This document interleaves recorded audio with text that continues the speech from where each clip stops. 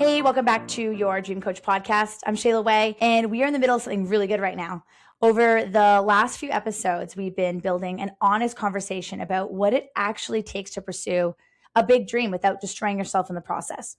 We talked about the pace that sustains a dream, and today I want to go one level deeper than pace, and I want to talk about energy. Specifically, I want to challenge something that I think most ambitious people believe at some level without ever consciously choosing to believe it. And that is the idea that exhaustion is a sign that you are working hard enough. That depletion is the price that you pay for being serious about what you're building. And that the version of you running on empty is somehow the most committed version of you. It is not. It is your most compromised version. And today I'm going to show you exactly why. This one is going to shift something for you. And so let's jump in. Well, I want to name the lie first because you have to see it clearly before you can stop living inside it. The lie sounds like this. The harder you work, the more you get, the more you want it. The more you sacrifice, the more deserving you are of the result. Rest is when the work is done. And the work is never done, so rest is always something you will get to later. This lie is embedded in the culture of entrepreneurship so deeply that most people are not even aware they've accepted it.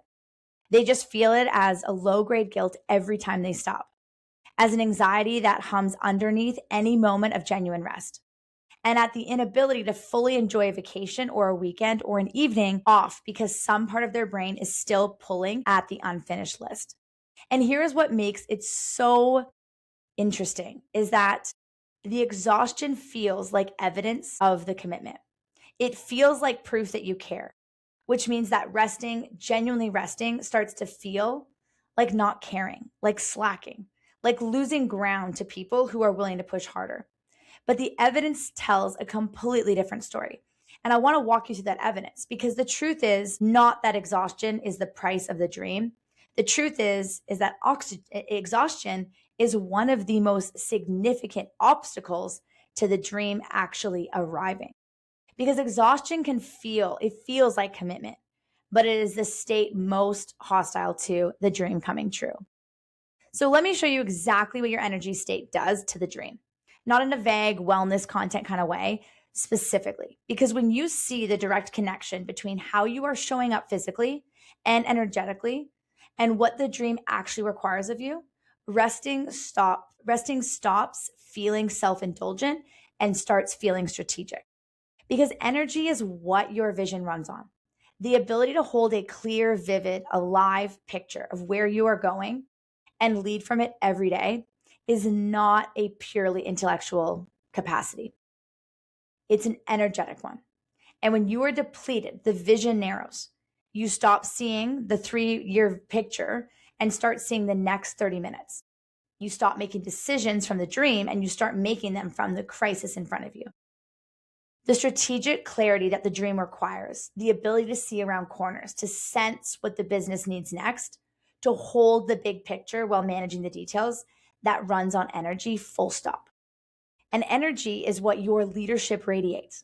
We've talked across this season about the fact that your leadership energy is contagious, that your team picks up on the quality of what you are bringing into the room before you've even said a word.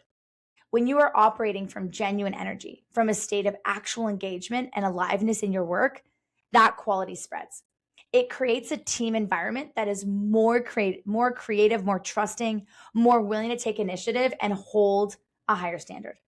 And when you're operating from depletion, that spreads too, because the team picks up on that anxiety, the narrowness, the sense that nothing is ever enough, and the culture quietly contracts around the energy of its leader. So your energy is not just about you. It is the most powerful culture setting tool that you have. And energy is what brave decisions require. The dream requires you to make decisions that a depleted leader cannot make well. To take the right risk at the right moment, to have the hard conversation when it needs to be had, and to pivot when the data says pivot, even though the comfortable move is to stay the course. To say yes to the big opportunity, even though it's scary, and to say no to the safe revenue that would take the business off course. All of those decisions require access to your best thinking. And your best thinking is not available when you are running on empty. Depletion narrows cognitive function.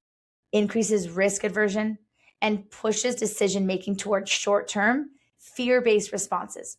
Exactly the opposite of what the dream needs from you. Resting is not avoiding the work, it is maintaining the capacity to do the work that matters the most. So I want to share with you 5 specific energy shifts, and I want you to consider making these. Not all at once. Pick the one that lands hardest and start there, but do start. Shift number 1 is to stop treating rest as something you earn and start treating it as something you schedule. The earn it model of rest is the problem. The rest only comes after the work is done. And if that is the case, and then the work is never done, the rest never comes. And then you end up in a cycle where you're always a little more depleted than you were last month, always a little further from your best self, always running at a deficit that the next sprint will fix and won't fix until it's really done. And it doesn't. And rest has to be non-negotiable before you feel like you need it. Not because you have earned it, because your capacity to lead well depends on it. So put it on the calendar the same way you put client calls or team events on the calendar, not as a reward, as a strategic appointment with your own effectiveness. Shift number 2 is to notice what actually gives you energy and do it more deliberately. Most entrepreneurs know what drains them. The meetings that feel like they could have, been an email. The clients who always leave them feeling heavy. The tasks they do because they've always done them rather than because they are the best use of their capacity. But far fewer have been equally deliberate. They've been equally deliberate about what fills them up. So what are the activities in your work that give you energy rather than taking it? The conversations that leave you feeling more alive than when they started. The work that makes hours disappear because you are so genuinely engaged in it. The moments of creation or connection or momentum that remind you why you're doing all of this. Those activities are not just enjoyable, they are high performance states. And deliberately building more of them into your week is not indulgence, it is energy management. And it is how you sustain the quality of your leadership over the long game. Shift number 3 is to reconnect with the dream regularly as a source of energy, not just a reminder of pressure. Here is something that happens to a lot of ambitious people under sustained pressure. The dream starts to feel like a source of stress rather than a source of fuel. The vision that once pulled you forward starts to feel like a target you are always behind on. And instead of drawing energy from it, you start dreading looking at it. That is a signal that the relationship between you and the dream needs tending. Not because the dream is wrong, but because you have been relating to it as a deadline rather than a direction.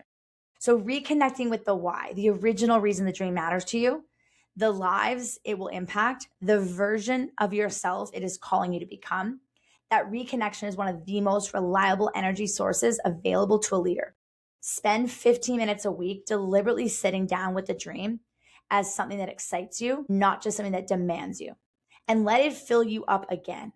That is not wasted time. That is energy generation. And shift number 4 is to stop romanticizing depletion and start romanticizing capacity. This is a cultural shift as much as a personal one, and I know that. The culture celebrates the grind. It has stories about founders who slept under their desks and leaders who answered emails at 4 a.m. and entrepreneurs who gave up everything for the vision. And those stories are presented as aspirational. And I want to offer you different stories to aspire to. Maybe it's the founder that protected their morning so that they fiercely had the energy for their best strategic thinking before the rest of the world was awake. Or the leader that took a real vacation every quarter and came back with more clarity and better ideas than 6 months of grinding that just grinding produced. Or the entrepreneur who built a team so strong and a culture so solid that the business grew during the weeks they were completely off. Those stories exist. They are not flukes. They are what happens when a leader decides that capacity, not depletion, is the thing worth pursuing. And so make that the story that you're romanticizing, because the story you aspire to shapes the choices that you make. And the 5th shift is lead from your fullest self, not your most exhausted one. This is the one that ties all the others together. Everything this season has been building toward a leader who shows up with genuine clarity, genuine energy, genuine conviction about where they are going and why. A leader whose team feels the quality of that presence and rises to meet it. A leader whose dream is alive in how they show up every single day, not just in what they say that they are working toward. And that leader cannot be built from exhaustion. That leader requires you to tend to yourself with the same intentionality that you bring to your business, to protect your energy as the resource it is, and to rest without guilt, reconnect with the dream without pressure, and lead from the fullest version of yourself that you can access. Your dream does not need you exhausted. It needs you present, and it needs you clear, and it needs you alive to what you are building and energized by the building of it. Give it that version of you, because that is where everything changes. So I want to leave you with this. The version of you that is running on empty is not your most committed self. It is not your most impressive self.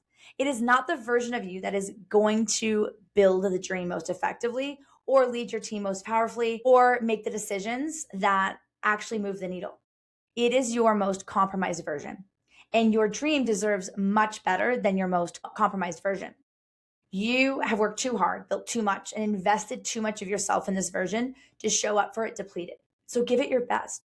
And your best requires that you take care of the person delivering it. Rest, reconnect, refuel, lead from your fullest self. That is how the dream comes true. So if this episode resonated with you, I would love for you to share it. Send it to the founder of your life who is running on fumes and needs to hear that the dream does not require their exhaustion. And if you have not left a review yet on Apple Podcasts or Spotify, would love for you to take a few minutes, a few honest words, and just generally help more people find this show.